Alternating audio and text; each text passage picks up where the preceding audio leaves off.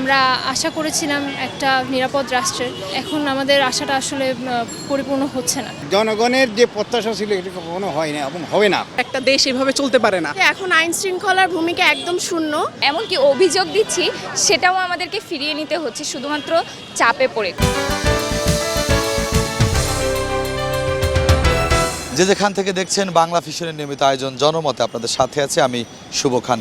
সমসাময়িক বিষয়গুলো তুলে ধরতে চেষ্টা করি এই অনুষ্ঠানের মাধ্যমে আপনাদের সামনে। আজকের বিষয়, দেশে বেড়েই চলেছে খুন, ধর্ষণ, ছিনতাই, চুরি, ডাকাতি। কি করছেন আইন শৃঙ্খলা রক্ষাকারী বাহিনী, সেই সাথে কি ভূমিকা পালন করছেন স্বরাষ্ট্র উপদেষ্টা, সে বিষয়ে জানবো সাধারণ মানুষের কাছ থেকে। চলুন জেনে আসি। আমার যা মনে হচ্ছে যে এখন আইন শৃঙ্খলার ভূমিকা একদম শূন্য। কারণ আমি একটা মেয়ে, আমি কেন বাইরে চলতে ফিরতে কেন আমার এত ভয় পাওয়া লাগবে যে আমি ধর্ষণ হয়ে যাব, আমি ইফটিজ হয়ে যাব? আমি মেয়ে, আমি স্বাধীন বাংলায় জন্মগ্রহণ করছি। পোশাক নিয়ে জাজ করা হবে, আমাকে রাস্তাঘাটে আধারে দেখলে আমাকে ধর্ষণ করা হবে, এটা তো আমি মেনে নিব না। আমার সর্বোচ্চ সিকিউরিটি সরকারকে দিতে হবে। জনগণের যে প্রত্যাশা ছিল এটা কখনো হয় না এবং হবে না। বাংলাদেশে 8 বছরের শিশু ধর্ষণ হয়, এটা আসলে কিভাবে দেখছেন? এটা একটা আনন্যাচারাল অফেন্স। এটা হলো মানুষের মেন্টাল ডিজিজ। যাদের সুস্থ মস্তিষ্ক তারা এটা করতে পারে না। আইন কাকে বলে? আইন হলো one kind of social science. সমাজ যখন যেদিকে দাবিতে হবে আইন সেদিকে যাবে।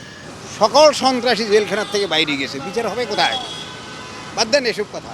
আমি বলবো যে এই সব কিছু, এত যে অস্থিতিশীল অবস্থা বা মেয়েদের নিরাপত্তাহীনতা যা কিছুই না হচ্ছে, সব কিছু দৃষ্টান্তমূলক শাস্তির অভাবে এসব হয়ে থাকছে। কারণ ধর্ষণ বলতে কিন্তু আমরা প্রতিদিন শুধুমাত্র একটা দুইটা নিউজ আমরা গণমাধ্যমে দেখতে পাই, বা একটা দুইটা নিউজ দিয়ে গণমাধ্যমে নিউজ হয়, কয়েকদিন আমার মাতামাতি করি, রাজুতে আন্দোলন হয়, তারপরে ব্যাপারটা ধামাচাপা হয়ে যায়। কিছু কিছু ক্ষেত্রে আমরা দেখি ধর্ষকরা জামিন নিয়ে বাইরে আধিপত্য খাটিয়ে ঘুরছে। কিন্তু ধর্ষণ মানে কিন্তু শুধুমাত্র যে নারীকে ফিজিক্যালি ইনভলভ হয় এটা না, আমরা কিন্তু প্রতিনিয়তই মেয়েরা ধর্ষণের শিকার হচ্ছে। আমি বলবো আমরা আশা করেছিলাম একটা নিরাপদ রাষ্ট্রের, একটি নতুন রাষ্ট্রের, কিন্তু এখন আমাদের আশাটা আসলে পরিপূর্ণ হচ্ছে না, পরিপূর্ণতা পাচ্ছে না।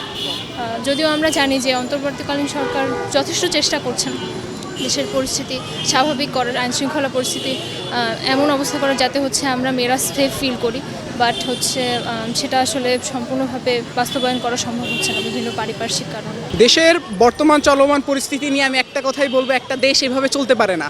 একটা দেশ চলতে কিছু রুলস, কিছু রেগুলেশন লাগে। একটা দেশে আমাদের মা বোনের নিরাপত্তা আমরা চাই।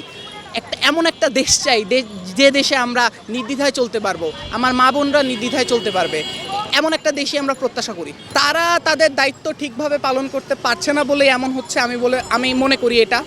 আর তাদের দায়িত্ব আরও কঠোরভাবে পালন করা উচিত, তাদের আরও সিনসিয়ারলি দায়িত্ব পালন করা উচিত। জুলাই অভ্যুত্থানের পরে নতুন একটা দেশে বাংলাদেশ 2.0 যেটাকে বলা হয়, 2.0তে এসে পড়েছে। তা আমরা সবাই আশা করেছিলাম যে এখানে শুধুমাত্র সরকার পরিবর্তন না, সরকার পরিবর্তনের সাথে আমাদের দেশের অরাজকতা, অনৈতিকতা, যে আইন বিশৃঙ্খলা, সেগুলো সবগুলো পরিবর্তিত হয়ে খুব দ্রুত সময়ের মধ্যে দেশ একটা শান্তির পর্যায়ে যাবে, একটা যেখানে জনগণদেরকে কোনো ধরনের কারণ ছাড়া বৈষম্যের শিকার হতে হবে না, কোনো নিরাপত্তা নিয়ে প্রশ্ন তুলতে হবে না। কিন্তু আমরা যা দেখতে পাচ্ছি যে এখানে একটা মেয়ে থেকে শুরু করে একটা শিশু, একটা বৃদ্ধা, কারোই কোনো ধরনের নিরাপত্তা নেই। ধর্ষণের সাথে এদেশের ছিনতাইয়ের পরে ডাকাতি, বিভিন্ন ধরনের অরাজকতা, যেগুলো আগে হতো কিন্তু সেগুলো সামনে আসতো না, এখন সেগুলো সামনে আসছে। আমরা দেখতে পাচ্ছি যে একেবারে জনসম্মুখে অনেক সাহসের সাথে সেগুলো করা হচ্ছে। এর কারণ হচ্ছে যে কোনো ধরনের বিচার হচ্ছে না। অন্যদিকে স্বরাষ্ট্র উপদেষ্টা, আমি বলবো স্বরাষ্ট্র উপদেষ্টার যা করার কথা, এদেশের যে আইন শৃঙ্খলা সেটাকে শক্ত হাতে টেনে ধরার কথা, সে মোটেও টেনে ধরছে না, মোটেও উনি টেনে ধরছেন না। টেনে না ধরার কারণ আমরা ফলাফল আমরা সবাই দেখতে পাচ্ছি। এখানে মেয়েরা একেবারেই সেফ না। আমার নিজের এখন 3টা-4টার পরে আমার বাসা থেকে বের হতে এখন ভয় লাগে। একটা গোষ্ঠী বলে ওঠে যে নারীদের পোশাক আশাকের ব্যাপারটাকে তুলে ধরে আর কি, যে বলে যে ঠিক শালীন পোশাক না পরায় হয়তো উস্কানি পেয়েছে ধর্ষকেরা, তাই তারা ধর্ষণ করছে। কিন্তু আমার মনে হয় যে এটা মোটেই মূল কারণ না। যদি এটাই মূল কারণ হতো, নারীদের পোশাকই মূল কারণ হতো, তাহলে এই যে ছোট বাচ্চা আসিয়া, তার কি দোষ ছিল? সেও তো ধর্ষণের শিকার হচ্ছে। যে ধর্ষকের মাইন্ডসেটটা যে আমরা এরকম পায়তারা দিয়ে চলেছে, এই জন্য তাদের ধর্ষণ বেড়ে চলছে। রাস্তায় বের হলে আমরা পোশাক ঠিক আছে নাকি, কেউ আমার দিকে তাকাইছে নাকি, বারবার আমাদের এই কেয়ারফুলনেসটুকু থাকতে হয়। তো এটা যদি আমাদের সমাজ আমাদের এই নিরাপত্তাটা না দেয়, তাহলে আমরা কই যাব? বাংলাদেশে যে বর্তমান আইন রয়েছে এখানে আমরা দেখতে পাই যে ধর্ষকের যে বিচারের বিষয়টি এটা অনেকটা লেন্দি প্রসেস। আপনি দেখেন যে হচ্ছে যে প্রথমে যে জেলায় হচ্ছে যে ধর্ষণ হচ্ছে সেই জেলার যে লোকাল আদালত আছে সেখানে প্রথমে একটা রায় দিচ্ছে, সেটা আবার হাইকোর্টে আসতেছে, সেখান থেকে আবার অ্যাপিল বিভাগে যাচ্ছে। এভাবে দেখা যায় যে একটা ধর্ষকের বিচার হতে হতে মিনিমাম 5 থেকে 6 বছর লেগে যায়। তো বিষয়টা হচ্ছে যে একটা বিচার যদি এত বিলম্বিত হয় তাহলে যে ডিটারেন্ট একটা ইফেক্ট আছে সেটা কিন্তু আর থাকে না। সোশ্যাল ইম্প্যাক্ট যেটা থাকে সেটি যদি আমরা ইনস্ট্যান্ট করতে পারি বিষয়টা, তাহলে হচ্ছে যে যারা পটেনশিয়াল রেপিস্ট আছে তারা আসলে এইখান থেকে ভয় পাবে এবং এই কাজটা তারা করবে না। দেশে মেইনলি একটা এখন হিজিমনি কাজ করছে যে ডাইভার্সিটি বাই পলিটিক্যাল, সোশ্যাল এবং নারীদের নিরাপত্তা, স্টুডেন্ট সব মিলিয়ে হচ্ছে একটা খুবই ম্যাসাকার একটা অবস্থা সৃষ্টি হয়েছে। পাশাপাশি খুবই কারেন্টলি যে বিষয়টা দেখা যাচ্ছে যে নারীদের যে নিরাপত্তার বিষয়টা এটা খুব জ্বলন্তভাবে দেখা যাচ্ছে এখন, যে বাচ্চা থেকে শুরু করে অনেক বৃদ্ধা সবাই রেপ হচ্ছে, অনেকভাবে হ্যারাসমেন্টের শিকার হচ্ছে, ইফটিজের শিকার হচ্ছে। আর রেপের শাস্তি হচ্ছে আমাদের দেশে সেইভাবে হয়তো কারাদণ্ডের বিষয় আছে 12 বছর কি 14 বছর, কিন্তু এইভাবে আইনের পক্ষ করতে বারবার রেপিস্টটা বেরিয়ে যায়। এখানে ক্যাপিটাল শাস্তি না দিলে কখনো এটা পসিবল না সলভ করা।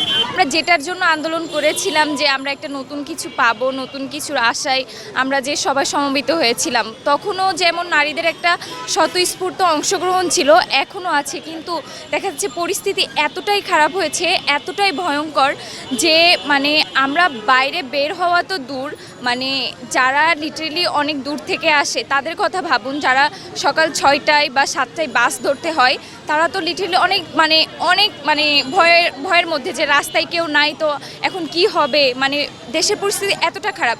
ইনফ্যাক্ট আমরা এখন শাহবাগ পর্যন্ত যেতেও ভয় পাচ্ছি যে না হয় আমাকে এখানে কেউ টিস করতে পারে, আমার গায়ে কেউ হাত দিতে পারে। এখন আমার বলার কিছু নাই, আমি কোথায় যাব?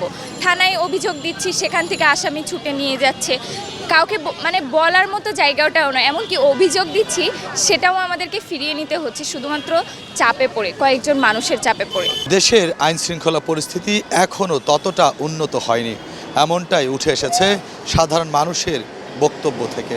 দর্শক, এই ছিল আমাদের আজকের আয়োজন। দেখা হবে আগামী পর্বে নতুন কোনো বিষয় নিয়ে।